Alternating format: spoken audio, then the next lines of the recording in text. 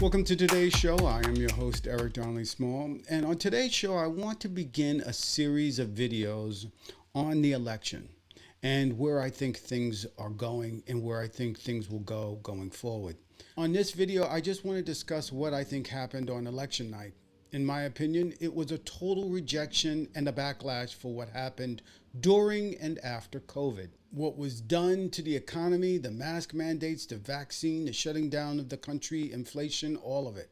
And it was a total repudiation of the 2020 election and Joe Biden. I do not think this was a messaging issue on the part of Democrats. You cannot change what you do not believe to be true. And the American people blamed Joe Biden for not doing enough to tackle inflation. Inflation was happening worldwide and not a product of anything related to Bidenomics. And America had successfully turned a corner without massive unemployment. Inflation is back to the Fed's target of 2%, but by that time, the damage was done. One of the things that we have to grapple with and reckon with is the extent of Trump's win. I was never comfortable Tuesday night as MSNBC was reporting the results. None of it made any sense. Let's remember, Donald Trump did not have door knocking. Donald Trump was almost incoherent the last few days on the campaign trail. He started campaigning in New York and in California, states he knew he would lose. He had no policy. Donald Trump was a convicted felon of serious crimes. Americans died under his watch, and Donald Trump had probably the closest thing to a landslide on Tuesday. Not only that, but he was able to flip the Senate by 3 seats, or before everything is said and done, perhaps even more. And the House is still not decided as of this recording. What we saw leading up to the election was a blue mirage. Chief among them was that poll that showed Harris up by 3 in Iowa. Or that polling showed Trump had a ceiling of 46 to 47%. The left had expected ballot initiatives on abortion would help to overturn races like in Texas and in Florida. I used to ask people, show me the voter that votes to protect women's rights, workers' rights, calls for a minimum wage locally, and votes for Trump nationally. Well, we found them. Missouri passed progressive union-backed initiatives to increase minimum wage and force paid sick leave on local businesses. They also overturned the state's near total abortion ban. Yet they gave Trump an overwhelming 58% victory over Harris. Alaska voted for a $15 minimum wage increase, and they voted for Trump.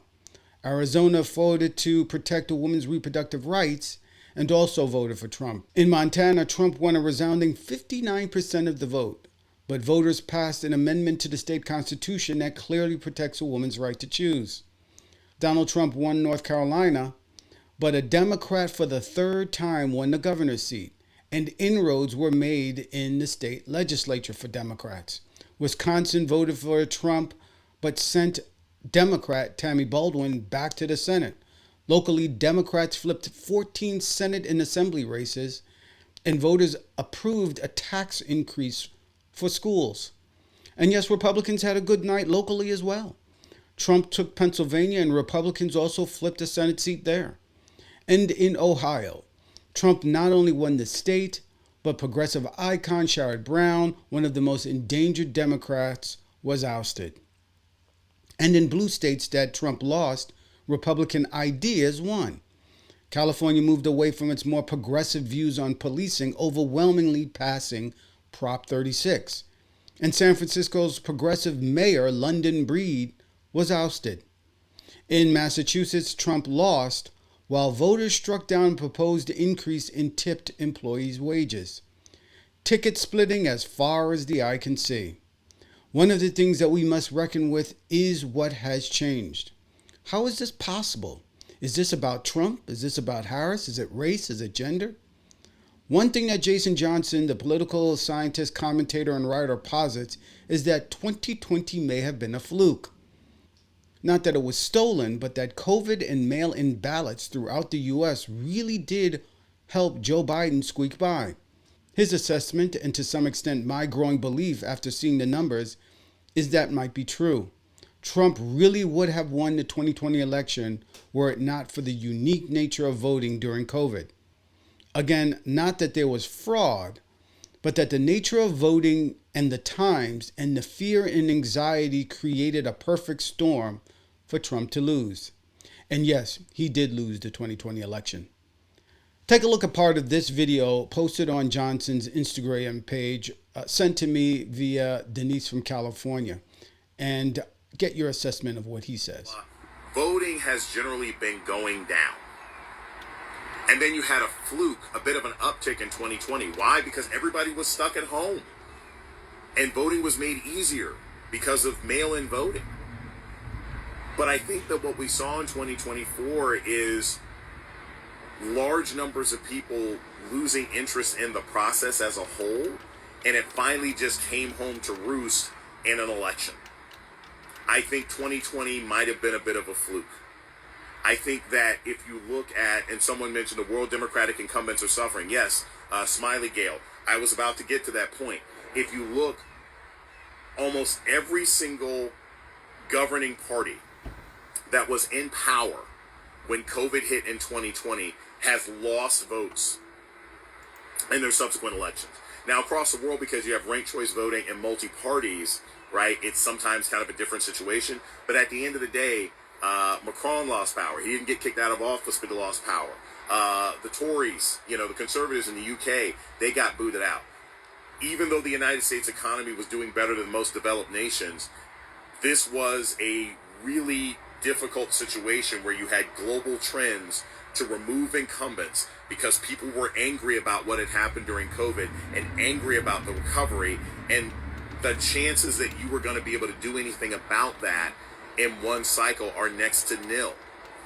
So those are my thoughts and how I think I look at the analysis on what happened on election night. On my next video, I'll discuss who and what I think is the cause of the mess we're living in. Don't forget mastodon.vtip.me/@whatyoumissed for links. And thanks for watching. Hey there, fantastic viewers. Eric Darnley Small here, and I hope you're loving today's episode of What You Missed. You've reached the end of today's show, but don't worry, there's more show coming up. If you're watching this on YouTube, please click the bell so that you'll be notified when more content is available. You can also help the channel by clicking the like and subscribe buttons. It helps the YouTube algorithm find new viewers so that I can keep bringing you all this incredible content you enjoy. But wait, there are more ways to support the show.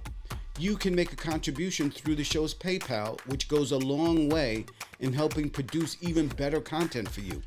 And consider becoming a part of our growing community by joining our Mastodon site at mastodon.vtip.me/@whatyoumissed for more engaging discussions and exclusive updates.